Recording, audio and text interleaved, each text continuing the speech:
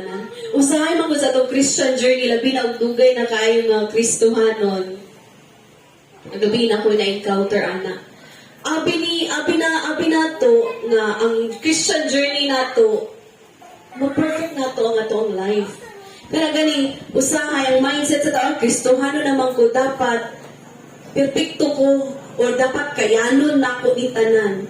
To the point nga na mali ang setup, mindset na to nga, kayanon na ko itanan in the sense, imuha na lang yung trabahoong tanan, imuha na lang yung buhaton tanan. Wala na ni mo na acknowledge na naaday kay limitation. Wow. Naaday kay limitation. Pero sa imong limitasyon, naa kay Dios nga kaduulan na kaya mamuhat sa imong limitation. O ang iya pamaagi unlimited. Ingnay mo katapad, unlimited. Unlimited. Yan. Dili unlimited rice. Unlimited rice, unlimited faith, no? Unlimited faith. Kaya ito nakatunan, si Jesus ang ato ang pinaka-unod, pinaka-subject sa atong pagtuo. Kung ihuman na tanan ni Jesus dito sa cross. Ha? Ihuman na, mo na nga paulay. Atong nakatunan nga ang kingdom faith, ang pagtuo, makapahulay yun ka. Unsay ibilin siya nimo nga naglakaw ka sa pagtuo? Ha? Unsay ibilin siya nimo nga nagtuo gyud ka o nakalakaw ka sa pagtuo? Makapahulay. Makapahulay, no? Ingon siya sa Hebrews nga we labor. Isa lang yun kabutang atong paningkamutan. Yes. Ingon kati sa grasya di na ka maningkamot. Kabalo ba ka nga sa grasya na usa ka butang na dapat mo paningkamutan? Correct. Unsa? Paningkamot Ang ng makapahuhay mahulay. ka. Pinaagis ka to. Makapahuhay ka. Inay mo katapat, pahuhay. Sagdi na yung utang. Ayaw pahulay na, kundi pahulay. Ay, pahulay nga, pahulay sa dayon nga, pahuhay. That means, sa iyong pagpatrabaho, do your best. Pero ayaw iyud-yud ang imuhang ayaw iyud-yud ang imuhang kaugalingon. Ayaw iyud-yud ang imong kaugalingon. To the point na makalimtan na nimo nga naa kay unlimited God. Ha? So usa ka mga butang, no? Again, i-master nato niha. Why? We have to master faith. Inay mo katapad, master your faith. Kailangan nato i-master ang faith. Kailangan takabaluta mo operate sa faith because life is not easy. Oh. Hindi mo katapat, life is not easy. Di yun sa'yo ang life. No? Easy. Labi mag-inusara jud ka, hindi mo paapilon si Lord sa life. Di yun sa'yo. Correct. No? Dili sa'yo. That's why, ingon yun ang word ni Lord sa Galatians, the righteous shall live by faith. That means ikaw na nagtuo diha kang Kristo, kinahanglan gyud ka magpuyo sa pagtuo. Nga unsa nga pagtuo? Nga gihuman na ni Jesus ang tanan.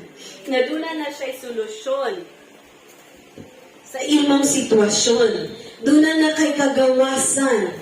Duna na gihuman na. Bisag nagsugod pa na imong problema. Umana. Nag-andam na siya og kasulbaran. Amen.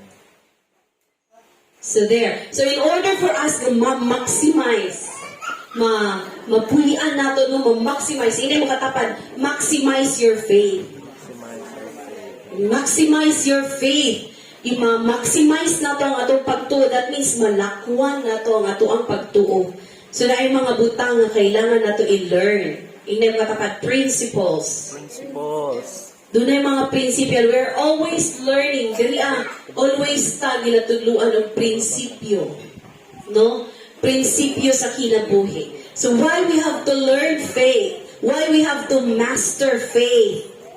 No? Because life is a mysterious experience and we need to face life and live life. So kailangan Kailangan na to i-face. Kailangan na to atubangon. Kailangan na to lakwan ang kinabuhi. So, doon ay mga times nga, sometimes, I don't know kung yun yung naagian, pero sa akong part sa life, abi na ko, ang Kristohanan nga kinabuhi, walay pagsulay, walay mga dili maayong butang, abi na ko, kaya na ako, ma-perfect na ako, ka-Christian na good ko. Pero ang pinakatinuod ay, we have to go through mga trials, testings, dili ka exempted. Dili ta exempted. No, dili inay katapat, di ka exempted sa mga pagsulay. It doesn't mean na Christian na kawalay pagsulay. It doesn't mean na Christian na kawalay trials. Correct. And one thing na atong ma-learn today, ang trials, mga pagsulay, dili na siya gikan sa Ginoo. Dili gikan ang sakit, ang problema, ang kawadon, kapobrehon, dili na siya gikan sa Ginoo. So kailangan ta mo settle ana nga truth, no? But even in the midst ana nga mga pagsulay, ang pinakatinuod nga ang Dios nag-provide siya og kagawasan para sa imo. Nag-provide siya og kaayuhan taliwala sa imong mga balatian. Na-provide siya og provision taliwala sa imong mga pagpanginahanglan. And that is faith.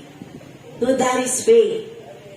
Nakayutan karon by all means, pantrabaho. Do all your best. Pero again, ayaw iyud-yud ang imong self na dapat pati Sunday, trabaho ko. If pwede lang ka. Na may mga times nga, dili yun pwede, bueno. Parang kay mandatory yun siya. And that's okay. Pero kanang kabalo ka nga, naa kay freedom ba nga, pwede rin kung kadili ka mo trabaho, kay naa kay freedom. Pero sa imong mind, ning trabaho ka kay para Hadlok. makabayad ka, tungkol kay naa kay kahadlok. Then that is not living in faith. Kaya again, ang ebidensya sa pagtuo is Rest. unsa ebidensya sa pagtuo? Malin? Rest. Unsa ebidensya nga nakalakaw ka sa pagtuo? Rest. Rest. Doon na kay peace, kapahulangan. So yan. So, prinsipyo sa kinabuhi there, why we have to live in faith? Because there are questions in life we can't answer. Nganong kailangan ta makabalo o kailangan ta magpuyo sa pagtuo? Tungod kinay mga pangutana sa kinabuhi nga di ka katubag. No? And don't try to invent answers. Sometimes, no, sabi na to, okay ra kayo, pag may mga I don't know if you meet a person na nasa tubag sa tanang butang. So, dawato na to, prinsipyo sa kinabuhi, na mga butang na wala ta kabalo sa tubag. Pero ang Ginoo na to, kabalo siya. We have to rest in that truth. There are things we can never explain. Don't be deep and don't try to impress people to explain. May mga butang na hindi mo ma-explain.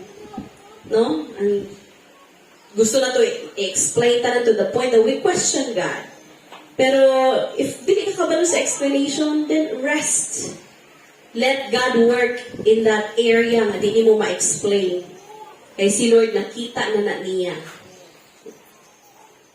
So there are things in life we can't never change. We can't never change. So know your limit. No? May mga butang nga di mo ma-change. Correct. Sa giunsa ni mong ampo, I mean, dili ni mo dayon makita in that given time nga gusto ni mo. Kung wala pa siya nausab, gipray ni mo, wala pa siya nausab, kani nga adlaw, kani nga bulan, you cannot change that. You cannot change, even ni mong bana, dili mo ma-change.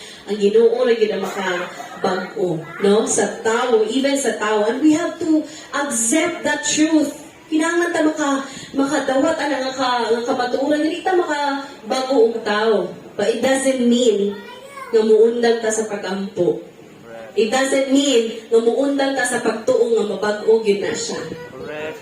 We have to keep on believing God na Lord, one day, mabag-ura yun ni siya.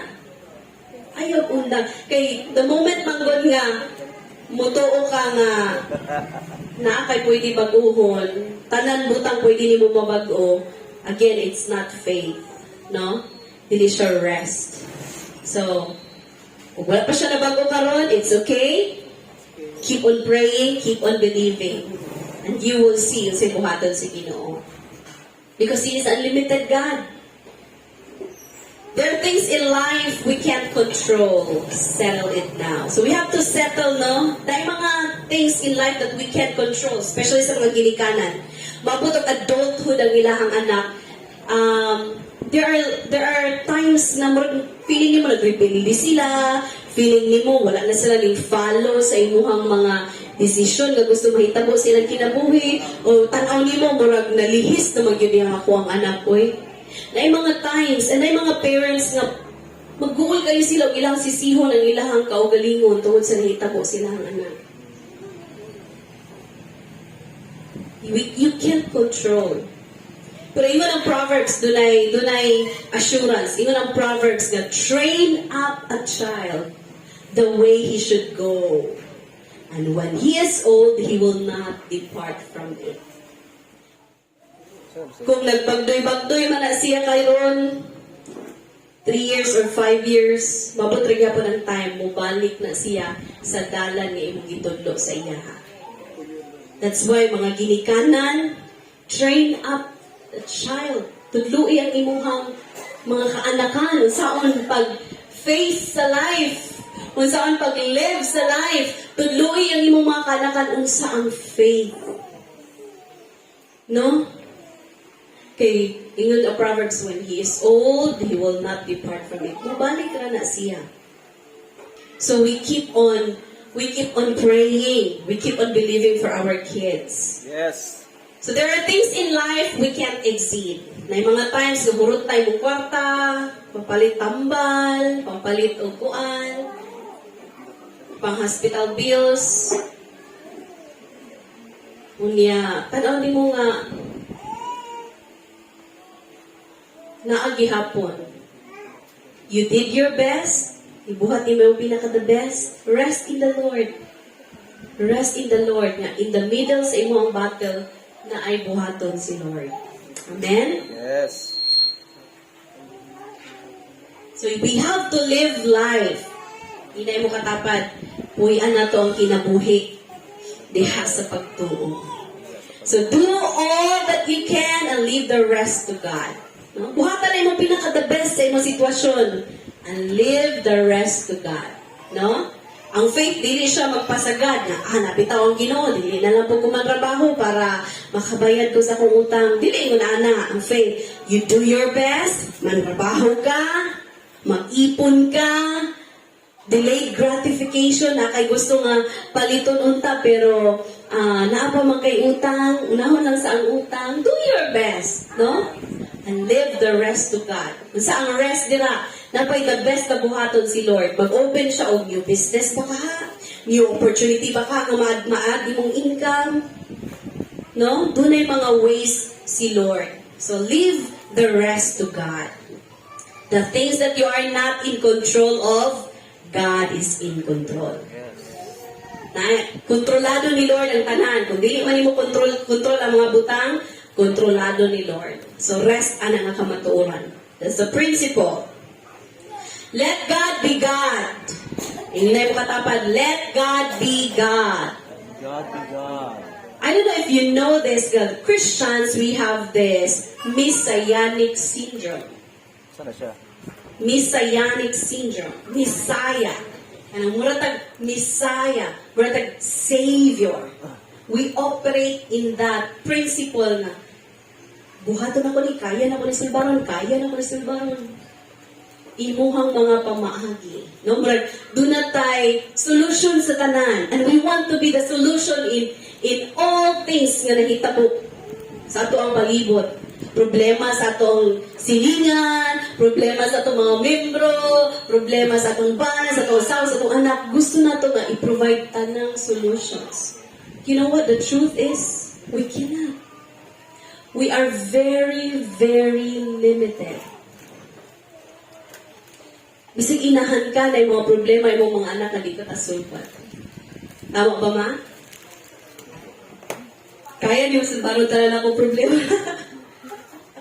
Thank you. And that's true. We are very, very limited. So, let God be God. Tubuti si Lord na mamuhat siya sa iyong sitwasyon. Yes, let go and let God. Maabot na draw niya. Kapit na akong time. So, darita. At tuta sa... So, one of the things also that we learn, isa sa prinsipyo sa pagtuo, no, na ang Diyos, doon na siya solution sa tanan nato ang problema. Amen?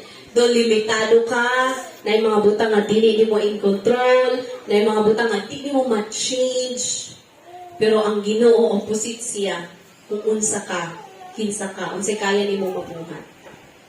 God has a solution. Doon na siya yung mga ways sa tanan ni mo nga problema, sa tanan ni mo nga mga pamaagi. Siya nire. Now, what is God's solution to all our stress or to all our problems? Wow. Every problem is temporary. No, we have to know nga, tanan ni mo problema karon, isa ni problema karon.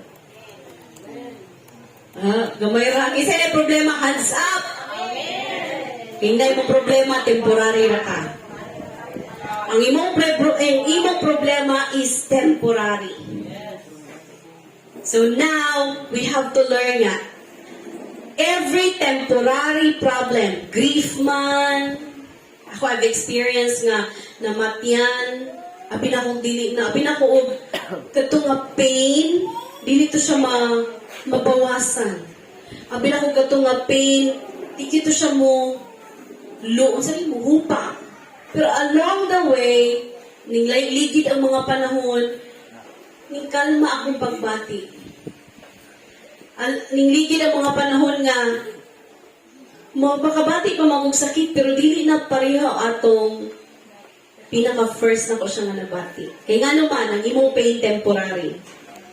Imong pain temporary. Ang treatment sa mga tao sa imong temporary na. Ang imong pagsulay, ang imong problema temporary na. So we have to learn today that never apply permanent solution to your temporary problem.Inem katapad, do not apply permanent solution to your temporary problem. You know what? There are two persons in the Bible na go through sila o trials. No? Kisuwayan ang ilang pagtuo. And both of them has different response. Both of them, lahi ang ilang pag-atubang sa kinabuhi, lahi ang ilang pamaagi. The other one, nag-apply siya o temporary solution. The other one, nag-apply siya permanent solution. So if you know si Pedro, isa kaya na rin Peter. Si Pedro iyang deny si Jesus. Right? I-deny niya si Jesus. That's yung faith ato na time, but he denied Jesus. Si Judas, yun sa niya si Jesus. Yes, ibaligya niya si Jesus. Both of them at that time, gitest ang ilang faith. And both of them failed. Napakya silang duha. Kay si Pedro, iyan gideny si Jesus. Si Judas, iyan gibaligya si Jesus. But this is what happened. Silang duha ba pwede ba pasayloon? Yes. Pwede ba silang duha pasayloon? Pwede silang pasayloon. Pero ang nahitabo, si Judas, sa ilang duha, si Judas nag-apply siya o permanent solution sa temporary nga problema. Problema kay si Judas, kabalo siya o sa iyang gibuhat. Gibetray niya ang iyang Ginoo. Kabalo siya. To the point nga, iyang gi-blame ang iyang kaugalingon, and to the point nga, iyang gi-punish ang iyang kaugalingon. Siya mismo nag-punish sa iyang kaugalingon sa sala ang iyang gibuhat. Gi-applyan niya og permanent solution. Sa iyong nahitabo sa iya ha? Naghiko. It's very dangerous when we try to apply permanent solution to our temporary problem. Nga naman, naapay mahimo si Lord. Naapay mahimo si Lord sa imong kahimtang. Dili kawalan sa ato ang muluhod, mangayo taw-tabang sa Ginoo. Dili kawalan nga maghulat kag isa ka adlaw, duha ka adlaw, pila ka mga adlaw maghulat ka sa Ginoo sa iyang buhaton. Ayaw dayon o surrender. That's why we have to master life. I-master na to ang atong life. E kung dili na to ma-master ang life mo ay mo-master na to. Whoa. No? Ani, mabantayan na to. Kung naata sa pressure, no? Naata sa tunga-tunga sa pagsulay, sa problema, daghan kitag idea. Daghan kitag, gani akong buhaton. We decide dayon ta. And our tendency is, we make decisions because of pressure, not because of purpose. Love. Muhimo tag mga desisyon tungod kay na pressure ta. Dili tungod sa purpose. Lord, supposedly, Lord, ang say purpose ani akong pagsulay karon. Yung purpose is for us nga makarest ta. For us nga makalakaw ta sa pagtuo nga musalig ta sa Ginoo nga na ay mabuhat si Lord sa atong situation. But sometimes we do decisions out of pressure. Ha? Ay, nagminyo daw niya na pressure. Make sure na magminyo ka because of purpose, not because of pressure. No? And then we realize it's too late. It's too late to apologize. Late na. Nakahimo na ka og desisyon. Sige lang. No? We have to face life again. Hindi ibig sabihin nga napakyas ka, muundang na ka. Padayon. No? Tindog o lakaw sa pagtuo. Kaya bisan na ata tunga-tunga sa atong kapakyasan na ay paglaong. Amen?